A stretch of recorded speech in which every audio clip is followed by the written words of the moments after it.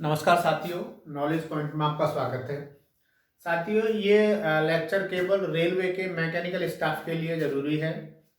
तो दोस्तों, इसमें हम ये समझने की कोशिश करेंगे कि रेलवे में जो सस्पेंशन यूज होता है, जैसे प्राइमरी से हम सुनते हैं प्राइमरी सस्पेंशन, सेकेंडरी सस्पेंशन, वो क्या होता है, उसकी क्या आवश्यकता है। पहले ये पढ़ेंगे हम कि कोच या वैगन में सस्पेंशन की क्या आवश्यकता है, और फिर पढ़ेंगे कि सस्पेंशन होता क्या है। ये मोस्टली हमारे सभी मैकेनिकल का स्टाफ जानता है, लेकिन थोड़ी सी समझ और गहरी हो हमारी, इसलिए मैंने ये वीडियो बनाया है। तो दोस्तों, क्या होता है, कोई भी रोलिंग स्टॉक होता है, चाहे वो कोच हो चाहे वो वैगन हो, उसमें क्या होता है, दो पार्ट होते हैं। ऊपर वाले पार्ट को बोलते हैं बॉडी और नीचे वाले पार्ट को बोलते हैं बोगी। ठीक है दोस्तों, ये वाला मैंने कोच बनाया है, चाहे आईसीएफ मान लें इसको या फिर एलएसबी। ये वाला वैगन का बनाया है। ऊपर वाले पार्ट को बोलते हैं बॉडी, जिसमें सामान भरा होगा, और अगर ये कोच है तो इसमें पैसेंजर बैठते हैं बॉडी में। नीचे वाले पार्ट को बोलते हैं बोगी। और मैंने नीचे दिखाया है व्हील और नीचे दिखाया है ट्रैक। तो एक्चुअली क्या होता है कि यहाँ पर पैसेंजर बैठे हुए हैं, यहाँ पर अगर ये मालगाड़ी का डिब्बा है तो इसमें सामान भरा होगा, ऊपर लोड होता है बॉडी में। तो ये जो बॉडी का लोड होता है, ये लोड बॉडी से कहां जाएगा, बोगी के साइड फ्रेम पर। बोगी साइड फ्रेम, और मतलब बॉडी का लोड आएगा बोगी के साइड फ्रेम पे, और बोगी के साइड फ्रेम से जाएगा ये एक्सल, एक्सल से आएगा व्हील पे, व्हील से जाएगा ट्रैक पे, इस पे आ जाएगा। बॉडी से आएगा बोगी के साइड फ्रेम पे, साइड फ्रेम से आता है एक्सल पे, एक्सल से आएगा इस व्हील पे, व्हील से जाएगा ट्रैक पे। कुल मिला के लोड जो होता है, ये मैंने नॉर्मल बताया है, सारे पार्ट्स नहीं इंक्लूड किए हैं। हमने केवल सस्पेंशन समझने के लिए जो जरूरी है वो सामान्यतः यूज किया है। तो इस जो बॉडी होती है जिसमें पैसेंजर बैठे होते हैं, या अगर मालगाड़ी का डिब्बा है तो सामान भरा होगा, वो जो लोड है, वो जो वेट है, वो पहले तो बोगी के साइड फ्रेम पे आएगा, बोगी के साइड फ्रेम से एक्सल पे, एक्सल से व्हील पे, व्हील से आएगा सीधा ट्रैक पे, ट्रैक या लाइन। तो दोस्तों, होता क्या है कि ये जो व्हील और ट्रैक है, ये इरेगुलर रहता है। मतलब ये जहां से गाड़ी चलेगी और जहां जाना होगा, वहां से लेके वहां तक ये एक समान नहीं रहेगा, अनियमित रहेगा। मतलब व्हील में क्या होते हैं, व्हील डिफेक्ट होते हैं। हमने पढ़े हैं serrated rim, sailing of trade, deep flange, sharp flange, spread rim, हमने पढ़े हैं। सारे व्हील में डिफेक्ट रहते हैं, और ऐसे ही ट्रैक में भी डिफेक्ट रहते हैं। मतलब अगर ये कोच इधर जा रहा है, ये मालगाड़ी का डिब्बा अगर इधर आ रहा है, मतलब रन कर रही है गाड़ी, तो जब गाड़ी रन करेगी तो ऊपर से लोड आ रहा है बॉडी का, किस पर, नीचे व्हील पे, और व्हील से ट्रैक पर लोड जा रहा है। तो दोस्तों, ये जो व्हील है, ये जो ट्रैक है, ये मैंने व्हील बनाने की कोशिश करी है इसमें। ये व्हील और ट्रैक है, ये सब जगह स्मूथ नहीं होता है, सब जगह एक जैसा नहीं होता है व्हील या ट्रैक।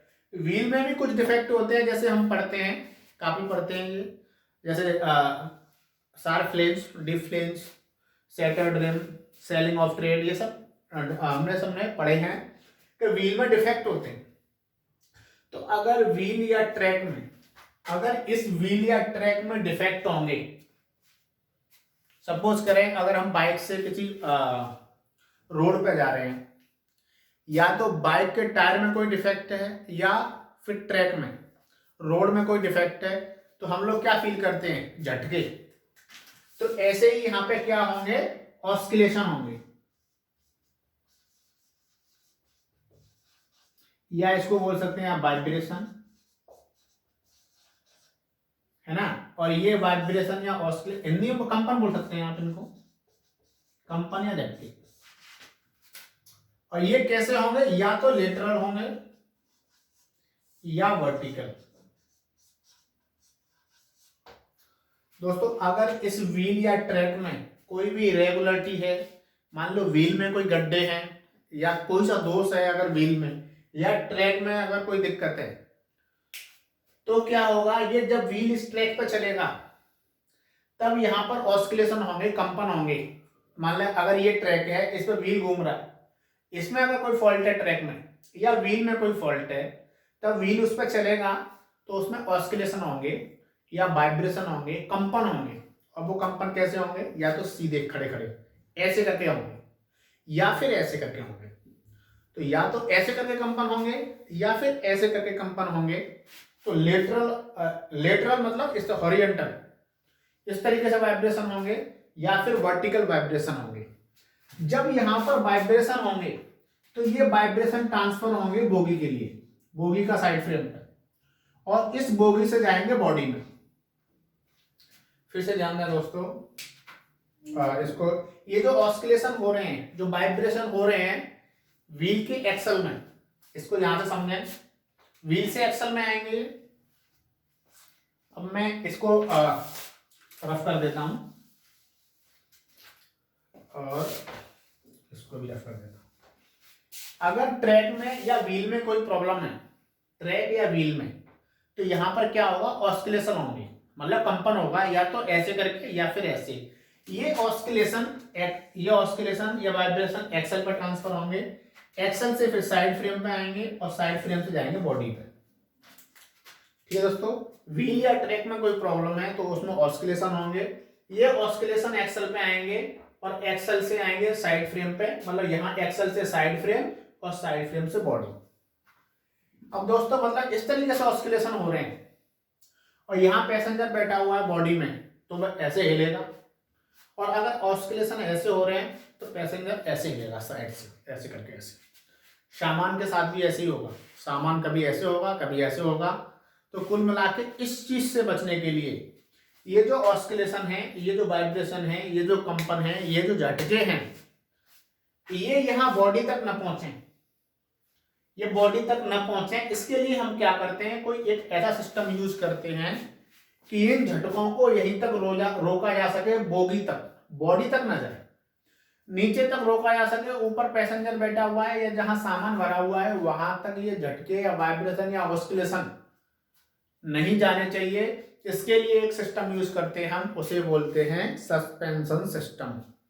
इंडियन रेलवे के कोच या वैगन में हम जो सिस्टम यूज करते हैं उसे बोलते हैं सस्पेंशन सिस्टम। तो जब इस व्हील पे, यहाँ जो एक्सल है, व्हील एक्सल में लगा हुआ, इस एक्सल में जो वाइब्रेशन होंगे, ये वाइब्रेशन साइड फ्रेम में नहीं जाए, इसके लिए हम यहाँ पर यूज करते हैं एक सिस्टम सस्पेंशन, इसको बोलते हैं प्राइमरी सस्पेंशन।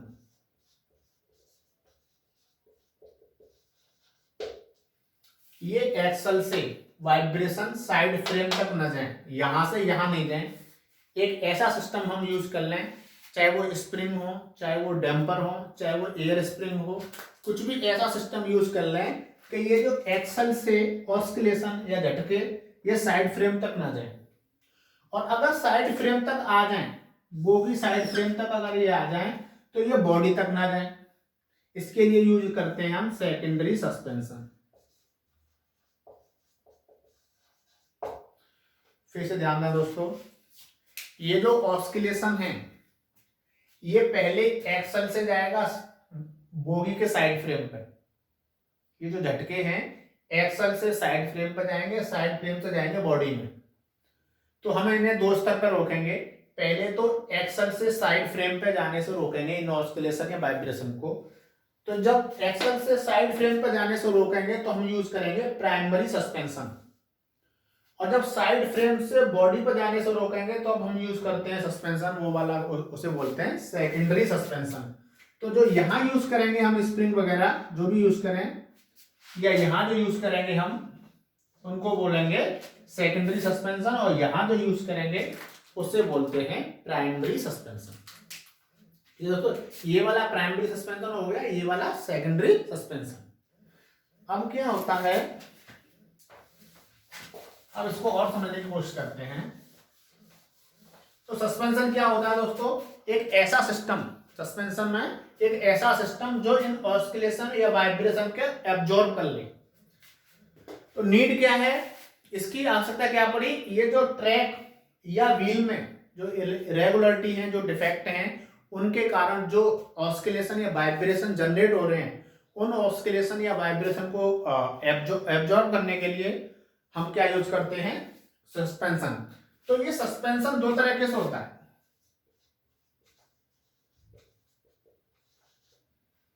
दोस्तों ये सस्पेंशन दो स्तर का होता है। एक तो होता है टू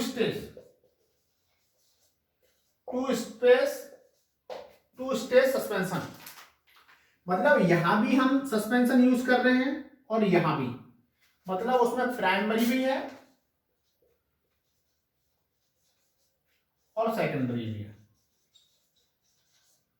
जैसे कोच में हम क्या करते हैं, जहां पर राइडिंग क्वालिटी या कंफर्ट की ज्यादा आवश्यकता होती है, जैसे कोच में पैसेंजर को झटके नहीं लगने चाहिए, पैसेंजर की मतलब पैसेंजर कोच जो होता है हमारे पास कोच, उसकी राइडिंग क्वालिटी अच्छी होनी चाहिए, कंफर्ट होना चाहिए। उसमें हम क्या करते हैं कि ये वाले ऑस्किलेशन भी एब्जॉर्ब करने की कोशिश करते हैं और यहां से बॉडी को भी कोई ऑस्किलेशन न जाए या झटके नहीं लगे, इसको एब्जॉर्ब करने की कोशिश करते हैं। तो हम दो स्टेज पे सस्पेंशन यूज करते हैं, एक तो प्राइमरी और सेकेंडरी, दोनों सस्पेंशन यूज करते हैं, इसलिए इसे बोलते हैं टू स्टेज सस्पेंशन सिस्टम। तो प्राइमरी में हम मोस्टली क्या यूज करते हैं, या तो हम कॉइल की स्प्रिंग यूज करेंगे या डैम्पर। प्राइमरी में हम क्या यूज करते हैं, कॉइल की स्प्रिंग, चाहे आईसीएफ का कोच हो चाहे आपका एलएसबी का कोच हो। प्राइमरी सस्पेंशन में यूज करेंगे हम कॉइल स्प्रिंग, जो आपकी देखी होंगी आपने, या फिर डैम्पर। सेकेंडरी में हम कॉइल स्प्रिंग यूज करेंगे या फिर डैम्पर यूज करेंगे या फिर एयर स्प्रिंग। फिर से बता दूं दोस्तों, जिस मतलब कोच में क्या होता है, ज्यादा कंफर्ट की आवश्यकता पड़ती है, तो हम दो स्टेज पर ऑस्किलेशन या वाइब्रेशन पे एब्जॉर्ब कराने की कोशिश करते हैं, प्राइमरी और सेकेंडरी स्टेज पर। मतलब प्राइमरी सस्पेंशन भी होता है उसमें, सेकेंडरी सस्पेंशन भी होता है, इसलिए इसे बोलते हैं टू स्टेज सस्पेंशन सिस्टम। और एक होता है सिंगल स्टेज सस्पेंशन सिस्टम। दो स्टेज पर सस्पेंशन होता है। सस्पेंशन सिस्टम जो होता है वो दो तरीके का होता है। टू स्टेज जो कोच में यूज होता है, एक होता है सिंगल स्टेज। सिंगल स्टेज में क्या होता है, या तो हम प्राइमरी यूज करेंगे सस्पेंशन सिस्टम या फिर सेकेंडरी,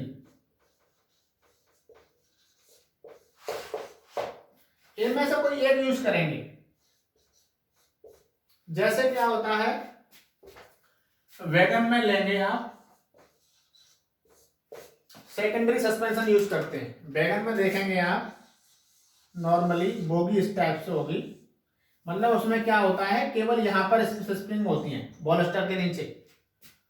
प्राइमरी सस्पेंशन वैगन में यूज नहीं करते हैं, एक ही स्टेज में करते हैं। सिंगल स्टेज होगी, उसमें होगा सेकेंडरी सस्पेंशन, जिसमें यूज करेंगे आप कॉइल स्प्रिंग। अगर कोई फोर व्हीलर है, जैसे टावर वैगन वगैरह जो होती है हमारी फोर व्हीलर, उसमें हम क्या करते हैं, केवल प्राइमरी सस्पेंशन यूज करते हैं, ये वाला। और मालगाड़ी के जो डिब्बे होते हैं उसमें सेकेंडरी सस्पेंशन होता है केवल। तो सस्पेंशन सिस्टम दो तरह के होते हैं। एक तो दोनों स्टेज पे सस्पेंशन लगाना जो कोच में होता है, एक होता है सिंगल स्टेज, या तो प्राइमरी वाला होगा या सेकेंडरी वाला सिंगल स्टेज। तो सस्पेंशन सिस्टम दो प्रकार के होते हैं। टू स्टेज सस्पेंशन सिस्टम, जिसमें हम क्या करते हैं, प्राइमरी और सेकेंडरी सस्पेंशन दोनों लगाते हैं। एक होता है सिंगल स्टेज सस्पेंशन सिस्टम, जिसमें हम या तो प्राइमरी लगाएंगे या सेकेंडरी लगाएंगे। सेकेंडरी किसमें होता है, वैगन में। प्राइमरी में किसमें होता है, कोई भी फोर व्हीलर रोलिंग स्टॉक होगा। दोस्तों आई होप ये आपके समझ में आया होगा। और अगर आप रेलवे से संबंधित लेक्चर और भी देखना चाहते हैं, कोई मैकेनिकल से संबंधित, तो मेरे इस चैनल को सब्सक्राइब करें। Thanks for watching.